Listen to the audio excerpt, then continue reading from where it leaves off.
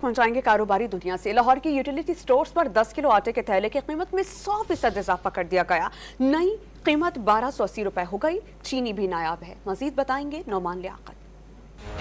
हुकूमती सब्सिडी खत्म, utility stores पर आटा महंगा हो गया। कुछ रोज कबल आटे के हसूल के लिए यहाँ लंबी लाइनें दिखाई देती थी। आज वहाँ आटा तो वाफर मकदार में मौजूद है, लेकिन खरीदार नहीं, जिसकी वजह है कि यूटिलिटी स्टोर्स पर 10 किलो आटे का थैला जो 648 का था, अब किसकी कीमत 1281 रुपए है।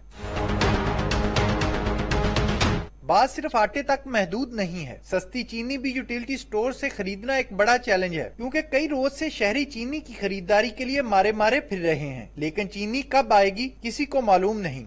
10 दिनों से यहाँ पे आ रहा हूँ। आटे की कीमत पहले 650 रुपए थी, अभी इन्होंने जैसे ही आटे की कीमत डबल की है, आटा आ गया, आटा दस्तयाब हो गया यहाँ पे। अभी चीनी भी नहीं मिल रही, 1 महीने से चीनी भी नहीं आ रही। हम इधर से आटा लेने आए काने से चल के इधर, तो हमें आटा नहीं मिल रहा। हमें 800 तो 1281 रुपए का आटा मिल रहा है। तो देखें हम क्या खाएंगे, हम क्या करेंगे। यूटिलिटी स्टोर्स की इंतजामिया भी चीनी की सप्लाई से लाइल्म है। कैमरामैन अदनान इकबाल के साथ नुमान